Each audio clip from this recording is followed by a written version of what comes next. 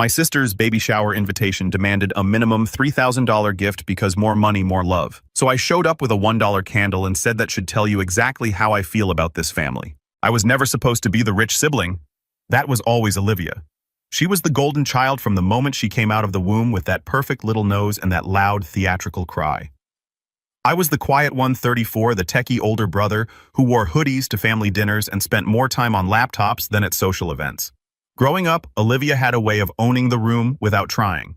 She got the compliments, the extra servings, the louder applause. I got, "Can you help Grandma with the TV and try not to make everything about computers, sweetie?" It didn't bother me too much back then. I was used to fading into the background. Besides, I was building something quietly, patiently. A software company I started in college, grown over years of quiet obsession and 16-hour days.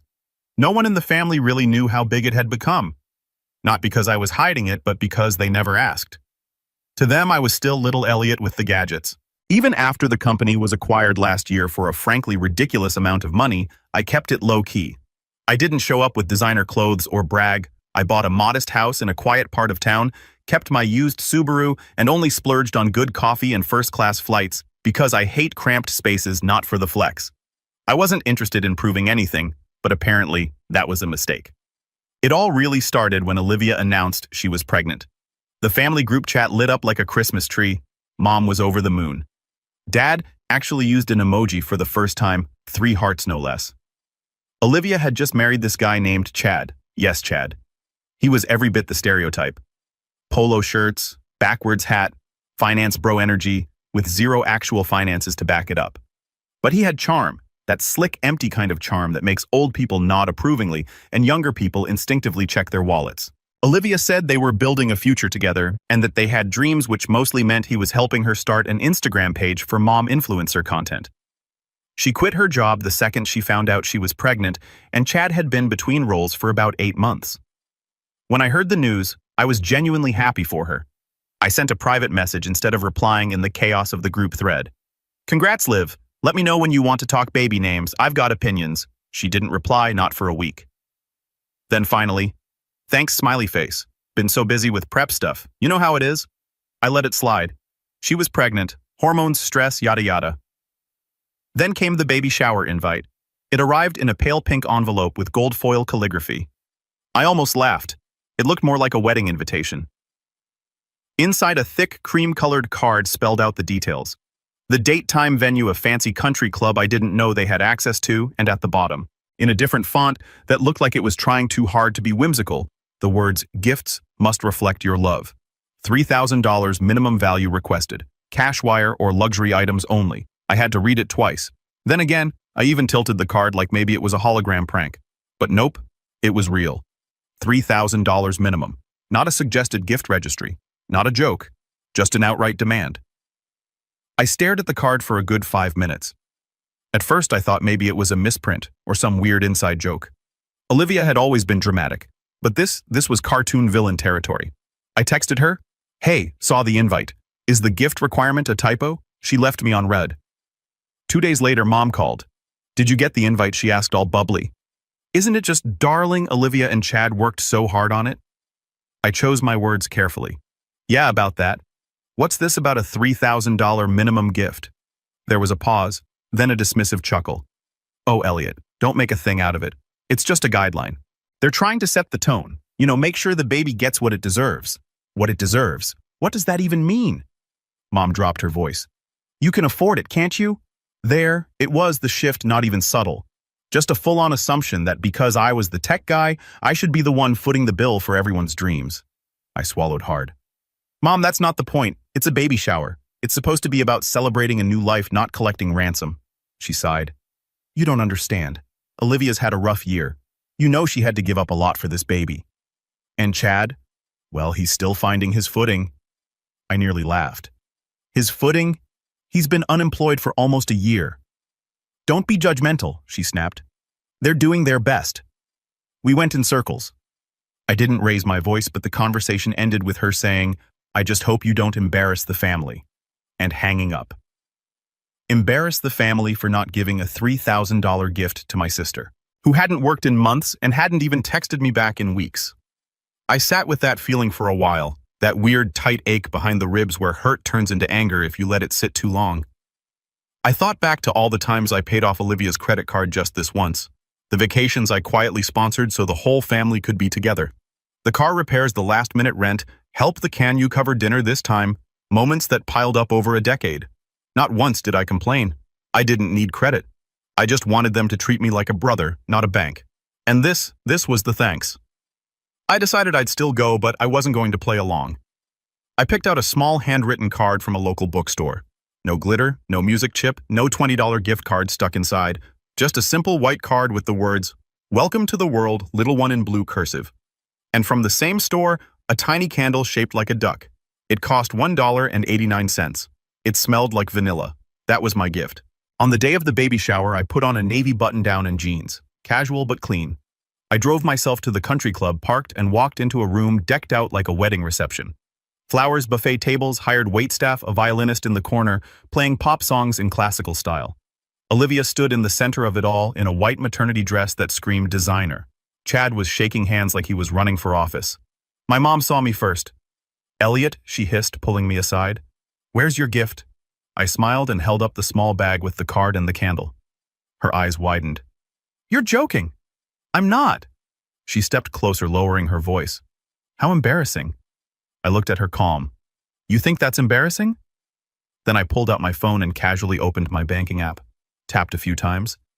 I just canceled the wire transfer for the house I was buying them. She blinked. What I was going to surprise Olivia. Had a deal going on, a little starter home in their neighborhood. Nothing crazy, just $400,000. Figured they could use a real home instead of Chad's parents' basement. Her mouth opened closed. Then Olivia tapped her glass with a fork and called for everyone's attention. It was time for toasts. I walked toward a chair near the back, sat down, pulled out my phone again. The cancellation notice came through. Wire transfer canceled for $400,000. No action required. Right then, Olivia's phone buzzed. I saw her glance down, mid-toast glass raised. Then her face drained of color. 1 second she was glowing, thanking everyone for their generosity. The next she looked like someone had flipped a switch inside her skull. But I just smiled and took a sip of lemonade. And that was just the beginning. I wish I could say Olivia played it cool after the wire transfer got canceled, but you'd be giving her way too much credit. The second that notification hit her phone, she went pale, like actual ghost white. She tried to recover, flashing a tight-lipped smile while raising her glass again, but her hand was visibly shaking. The room was full of light laughter and fake cheers, and yet I could feel the tension radiating off her like static. She didn't even finish her toast, just mumbled something about unexpected news and sat down without making eye contact. I stayed at the baby shower long enough to be polite. I ate a few mini quiches, sipped my drink, nodded at relatives who barely remembered my name. But Olivia, she didn't come near me, not once. And Chad, he was glued to his phone the whole time, whispering to her in between nervous glances in my direction. I knew exactly what was happening. They were trying to figure out how to spin this, how to make me the villain. It didn't take long. That night, the family group chat exploded. At 9:14 p.m., Olivia sent a message. "Hey everyone, I just want to say thank you again for today. It was beautiful, and we felt so loved. That said, I'm deeply hurt that certain people think money is a weapon to be used against family. I hope someday they realize that love isn't measured in dollar signs, but in kindness. Good night." You know what's wild? She actually got sympathy. A few cousins chimed in with heart emojis. Aunt Carol wrote, "Some people never grow out of being selfish.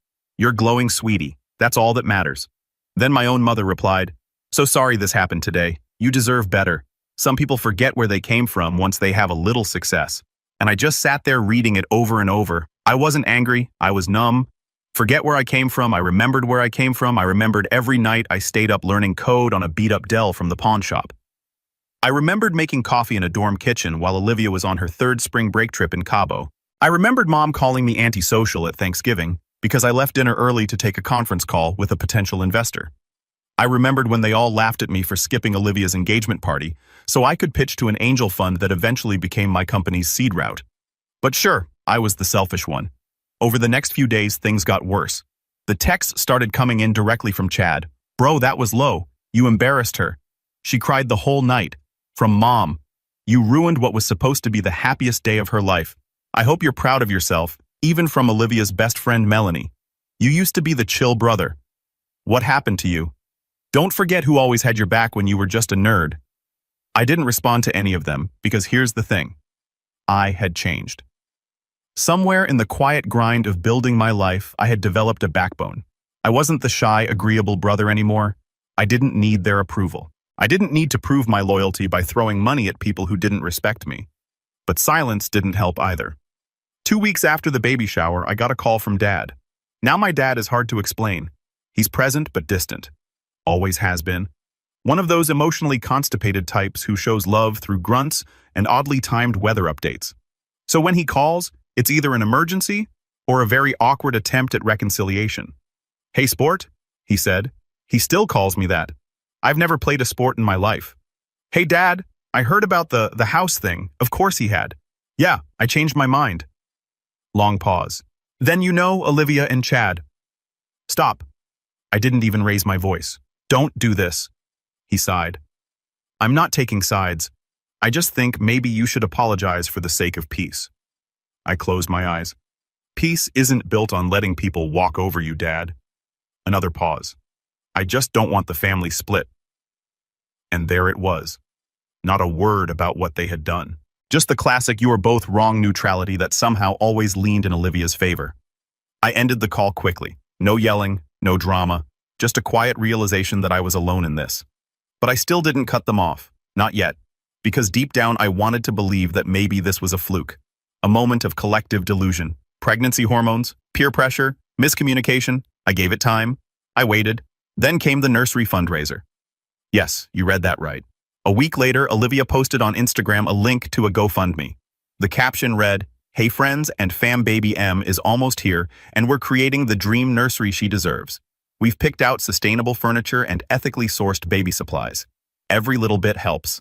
Let's build her a room full of love. The goal, $25,000. I choked on my coffee. They wanted strangers to pay for organic cribs and whatever bougie minimalist brand of baby wipes was trending that week. I didn't know whether to laugh or throw my phone out the window. The worst part? People were actually donating.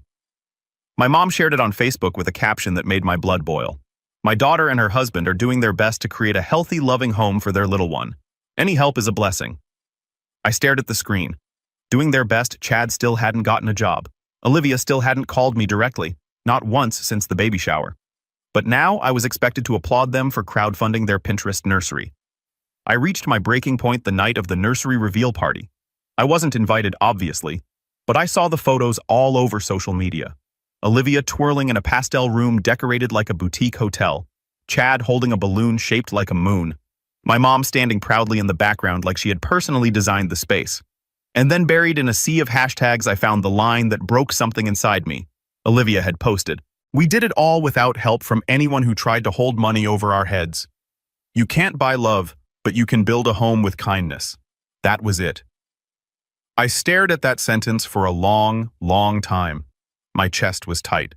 Not from anger, but from something deeper. A kind of grief. Like watching someone you love slowly drift into a person you don't recognize. I thought of every birthday I'd quietly paid for, every car payment I'd helped with, every dinner where I'd picked up the check while Chad conveniently forgot his wallet. And now she was rewriting history. I hadn't held money over their heads. I offered them a home. Quietly, generously, they slapped my hand away and then painted me as the villain. That night, I pulled out my laptop. Not to send an angry email, not to start a fight, but to start a plan. Because here's the thing, I'm not confrontational by nature. I'm not one for big scenes or dramatic speeches, but I am meticulous. I'm patient. And I believe people should be held accountable. Not with yelling, but with clarity. So I started gathering receipts. Literal ones. Every transaction. Every payment I'd made just to help. Every Venmo transfer.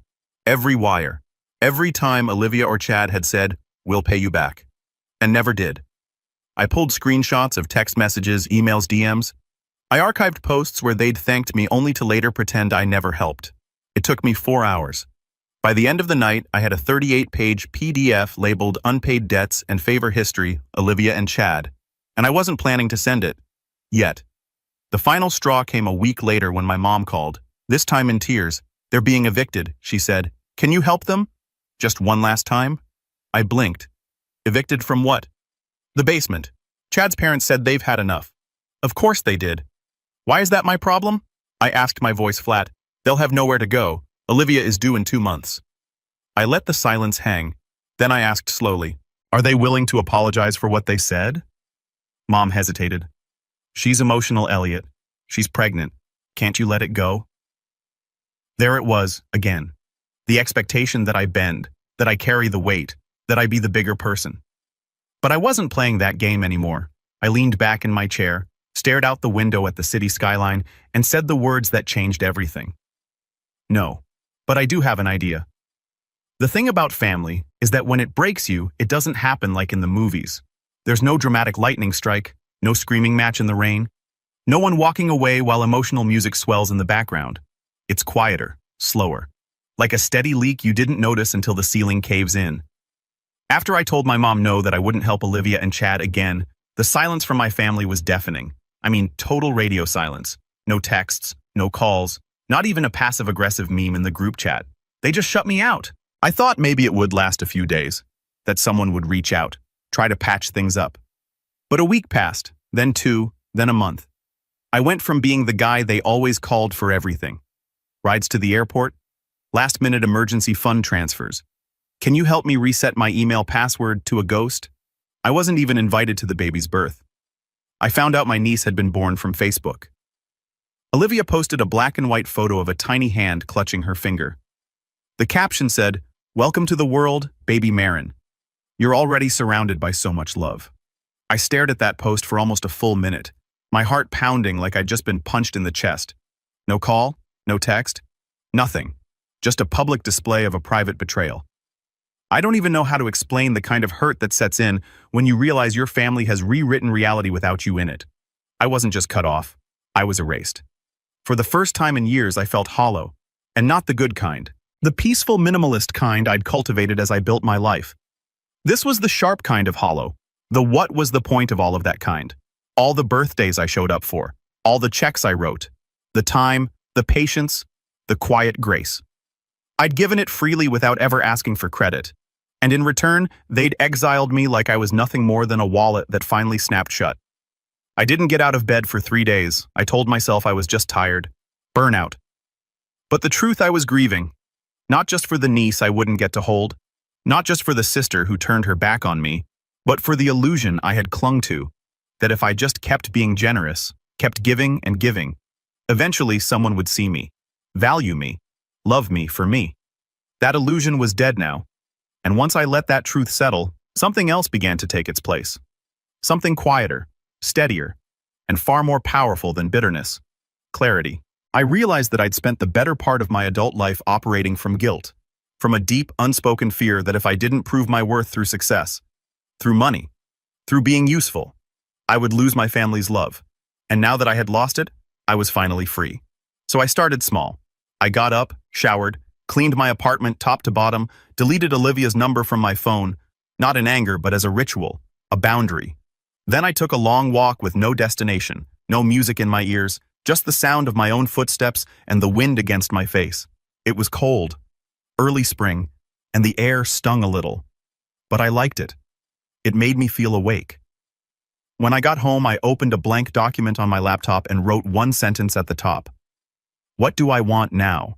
No filters, no guilt, no expectations. I made a list, not of material things. I already had more than I needed, but of experiences, places I wanted to go, skills I wanted to learn, people I missed. Dreams I had shelved while I was busy playing ATM, and emotional sponge for people who never asked how I was doing. Here's a few things from that list. Take a solo trip to Iceland and finally see the Northern Lights. Learn to play piano.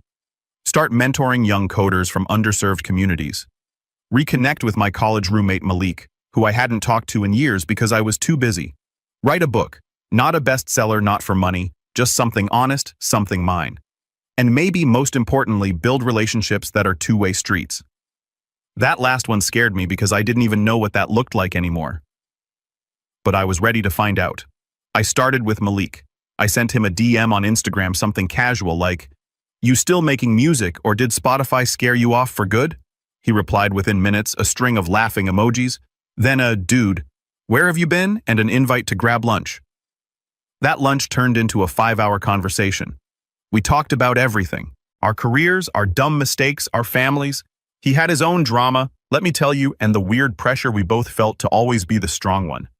It felt like coming up for air, like I'd been underwater for so long, I forgot what real connection even felt like.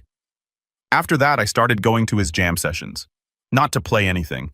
I didn't even know the first thing about chords, but just to be there, to let myself be part of something messy and alive and unpolished. Then I signed up for piano lessons twice a week. I sucked, like really sucked, but I laughed a lot and I started sleeping better. My work life changed too. I used to drown myself in projects, hoping each new deal or milestone would somehow fill the gap where love should have gone. But now I started saying no. Not to sabotage myself, but to protect myself. I stopped taking clients who drained me. I delegated more. I started mentoring just one kid at first, a 17-year-old named Kyle, who reminded me a little too much of my younger self. He had the same scrappy fire, the same hunger to prove himself, but no one in his life who believed in him. I did. We met every Friday. I didn't just teach him to code. I taught him how to think, how to fail and keep going, how to stop apologizing for being different. One day after 3 months, he looked at me and said, "You're the only adult who's ever taken me seriously." And I swear I almost cried because in that moment, I realized something Olivia never understood. Legacy isn't built through status, it's built through impact, and I was finally building mine. I never posted about any of it. I didn't need likes, I didn't need validation. For the first time in years, I wasn't living my life to be seen. I was living it to feel it. But the universe has a funny way of circling back. One night, months later, I was grabbing groceries when I ran into Aunt Carol. She didn't see me at first, just stood in the produce aisle arguing with someone on the phone loudly. I only caught one sentence. Well, maybe if Olivia had thought about saving instead of painting cribs in gold leaf. She turned and saw me mid-rant. Froze. "Elliot," she said, blinking. "Oh, wow, it's been a while." I smiled. "Yeah, it has." She looked at me the way people look at a rare animal in the wild, like she didn't expect to see me alive and well. Then she said something that surprised me. "You look good." "Thanks." There was an awkward pause. Then she leaned in, lowering her voice. "You know, not everyone bought their story. About the house thing. About you." I shrugged. "Doesn't matter anymore." But she wasn't done. "They're struggling now. Olivia doesn't talk to me much anymore either. Chad's been fired from 2 jobs. Your mom's been covering their rent."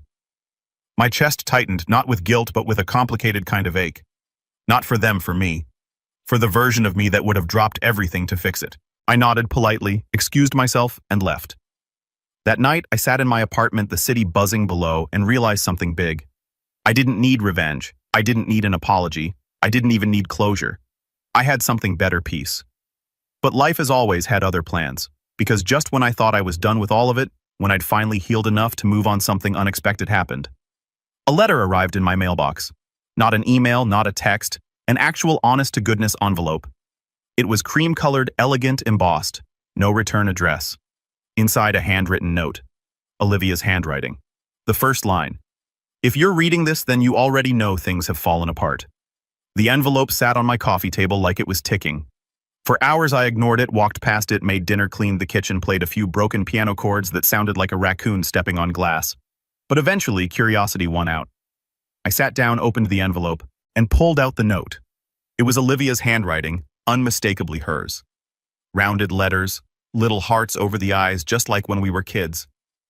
And yet the words on the page felt like they came from a stranger. The first line was enough to make my stomach twist. "If you're reading this, then you already know things have fallen apart." No apology, no hi, no acknowledgement of the months of silence, or the storm she helped stir, just a kind of resignation, like she was finally facing consequences she never expected would reach her. The rest of the letter was a mess of contradictions. She wrote about how Chad had made some bad investments. Translation lost their savings on crypto tips from Reddit, how their landlord was threatening eviction again, and how she wished things could go back to the way they were. She didn't say sorry for the baby shower stunt, or for turning our family against me, or for publicly framing me as some cold-hearted egomaniac. Instead, she wrote, "You were always the one who had it together, the one who fixed things, and I know you probably hate me now, but I'm scared, Elliot. I don't know how to get out of this mess." Then at the very bottom, in smaller handwriting, "I don't know who else to ask." I sat with that letter in my lap for a long time. I wasn't angry, I wasn't sad, I was just still. The kind of still that only comes after you've done all your grieving and finally see things with perfect, painful clarity. And what I saw was this. Olivia didn't change. She never had. She just ran out of places to point her problems. And now that the walls were closing in, she remembered the brother she'd spent years ignoring until it suited her. But I wasn't the same person she remembered. That version of me, the one who dropped everything, who forgave too easily, who wrote checks like band-aids for emotional wounds, he was gone. And in his place stood someone new. Someone who had rebuilt his life brick by brick without her approval, her validation, or her drama. And maybe it was time she learned what that version of me was capable of. I didn't plan revenge out of spite. It wasn't about payback. It was about truth, about finally peeling back the layers of sugar-coated lies and showing the people who had treated me like a footnote that I was done playing the supporting role in a script I didn't write. So I opened a new document. This time, not to list what I'd given, but to map out what I would do. Phase 1, control the narrative. It started with an email, not to Olivia, to my mom. It was short, polite, civil. Hey Mom, I got Olivia's letter. I'm not angry, but I need you to understand a few things before you ask me to help again. I've attached a PDF of every financial favor I've done for Olivia and Chad since 2017. Totals, dates, screenshots. You'll notice it comes out to just over $181,000, not including the house deal I canceled. I'm not sharing this to make you feel bad. I'm sharing it because I've realized no one in this family actually sees what I've done. And until you do, there's nothing else to talk about. Love, Elliot. I knew she'd read it. She was obsessive about emails, checks it 4 times a day. It took less than 12 hours before she replied. I didn't realize it was that much. That was it. 7 words. No apology, no acknowledgement of the things she'd said to me. But the shift had begun. I'd cracked the surface. Phase 2, establish leverage. I wasn't just going to give Olivia a handout. If she wanted help, she had to come to me directly. No middleman, no crying to Mom, no vague letters. So I sent her a text, got your letter, let's talk, face to face. Just us. No response for 3 days. Then finally, okay, Saturday. We met at a coffee shop halfway between our neighborhood's neutral ground. She showed up late in sunglasses, no makeup, wearing that same cardigan I'd given her 3 birthdays ago when she was still pretending to care about our relationship. She sat down across from me, wrapped her fingers around a latte she couldn't afford, and said, I didn't think you'd actually come. I shrugged. I'm here? She didn't say thank you. She launched into a monologue about how hard things had been, about Chad's bad luck, about postpartum exhaustion, about how people were judging her for the GoFundMe and how everyone expects me to be perfect. And then, like a carefully rehearsed closer, she said, I just need a fresh start. I stared at her for a beat, then said, I agree. She blinked. What? You need a fresh start? Not a bailout? Not another quick fix? A clean slate? Yeah, that's what I meant. I leaned forward. Good, because I'm willing to help, but only if things change permanently. She narrowed her eyes. What does that mean? It means, I said slowly, that if I help you this time, it's not going to be a secret. I'm not going to be your hidden piggy bank anymore. There will be conditions, public ones. She looked like I'd slapped her. What kind of conditions? I pulled out a folder and slid it across the table. She hesitated, then opened it. Inside, a single-page agreement. I had titled it, Accountability Reset. It wasn't a legal contract, but it was real enough. Bullet points, simple language. Any financial support going forward would require transparency and written plans. No luxury purchases, no GoFundMes, no social media lies. Olivia would publicly acknowledge in writing the help she'd received. Not to praise me, but to stop pretending I was the villain. Chad would be required to attend 2 job interviews a week minimum, proof required. If any condition was broken, support would end permanently. She read it silent, then looked up, eyes wide. You're serious? Dead serious? Do you want me to post it online or something? Humiliate me? No, I said. I want you to tell the truth. To stop pretending you built your life alone. She was quiet for a long time, then whispered, What happens if I say no? I leaned back. Then you're on your own. She didn't sign it, not then, but she didn't storm out either. She folded the paper, slipped it into her purse, and said, I need to think. And that was fine by me, because while she was thinking, I was moving. Phase 3, build the stage. See, I didn't just want to restore the truth. I wanted to reclaim my name, and not just within my family, but in my own life. So I started planning something I'd been quietly dreaming about for years, a foundation. Not a charity, a launchpad. The EW initiative, named after my late grandfather, not myself, aimed to provide young coders and creators from difficult backgrounds with access to mentorship equipment and seed funding.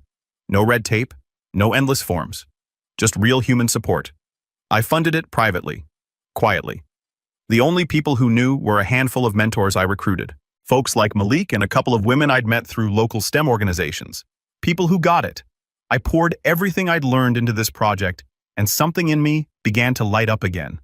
Not the old fire of ambition, but something warmer, steadier purpose. And once the foundation's infrastructure was in place, I held a soft launch, nothing flashy, a local event, invitations sent to just a few key people from my past, former professors, mentors, a few select friends, my dad, and yes, Olivia. She didn't RSVP, but I had a feeling she'd show, and I had a feeling she'd be bringing a pen. The launch event was set for a rainy Thursday evening in late spring. The venue wasn't extravagant, just a local tech incubator space with exposed brick walls and soft Edison lighting. But everything was intentional. The minimalist decor, the photo gallery of young coders from our pilot cohort, the display of used laptops that had been refurbished and donated to students who had never owned a computer before. There were no balloon arches, no violinists, and definitely no $3,000 minimum gift signs. It wasn't about image, it was about impact. Guests filtered in, slowly clutching umbrellas and coffees, shaking off the rain and offering curious glances toward the glowing signs that read the EW initiative, building the future one story at a time. Malik was the first to arrive, carrying a tray of cookies his wife had made. So you wouldn't forget you have real friends now. He slapped my shoulder and said, "You nervous?" I shrugged, more tired than anything. But the truth was, I was calm, eerily calm. Like the kind of calm that only comes when you've already let go of needing a specific outcome. My dad showed up next. He didn't say much, just gave me a nod. Then he spent the rest of the evening circling the room with a scotch in hand, pretending to look at the displays while occasionally clearing his throat when someone complimented the event. I think that was his version of pride. Then about 20 minutes after the speeches started, Olivia walked in. She was dressed simply. No designer maternity dress this time, just jeans, a raincoat, and hair pulled back in a loose bun. She looked smaller than I remembered. Not physically, but dimmed, like someone who had finally started to understand gravity. She didn't approach me right away. She stood near the back, arms crossed, eyes scanning the room. I let her wait. The keynote went smoothly. I spoke briefly about the mission of the foundation. I told a story about Kyle, my first mentee, who was now building his own app and had just won a local coding competition. I thanked our small but powerful team. Then, as I was about to step off the stage, I paused. "There's one last thing I want to share," I said, my voice steady. This initiative wasn't just born from success. It was born from failure, from grief, from the realization that sometimes the people who are supposed to support you are the ones who hurt you most. There was a quiet murmur. I spent a long time trying to earn love by giving everything I had away. My time, my money, my peace. I believed if I kept giving, eventually someone would give back. That if I fixed enough problems, I would finally be seen valued. And then, one day I stopped. And the silence that followed that absence was the most honest thing I'd ever heard. The room was dead quiet. But here's the thing: that silence didn't break me.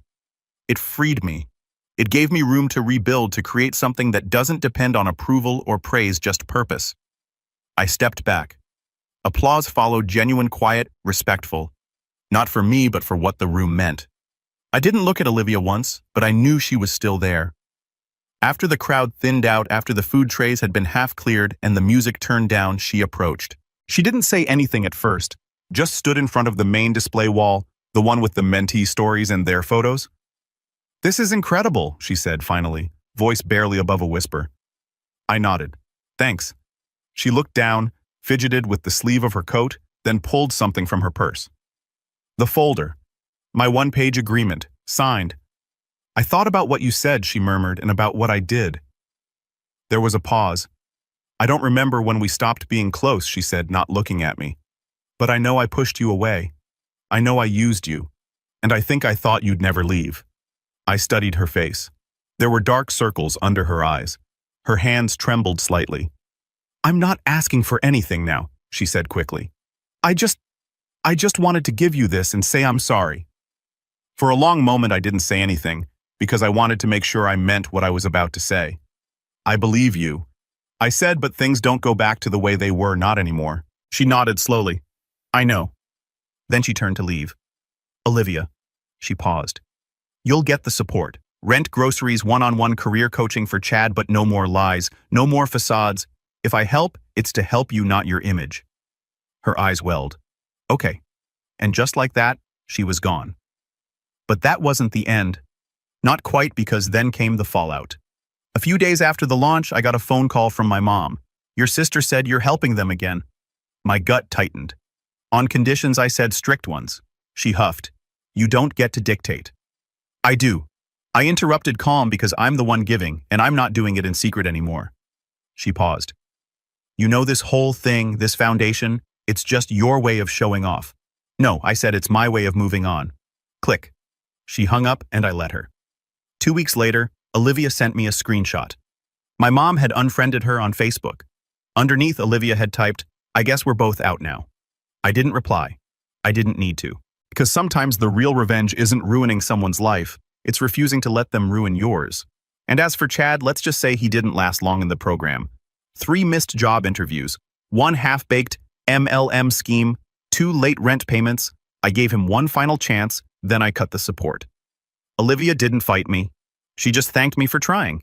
And when I saw her months later working the register at a local bookstore, I didn't feel pity. I felt something like respect. She had finally stopped pretending, and so had I. I still don't talk to most of my family, not because I'm angry, but because I'm finally full. My life is loud with purpose, rich with real connection. I play piano badly, laugh often, and mentor kids who remind me why I started this journey in the first place. I never needed revenge to be dramatic. I just needed it to be true. And as I stood in my office one evening watching a new mentee explain her first project on a whiteboard, I realized they didn't break me, they built me, they just didn't know it until now.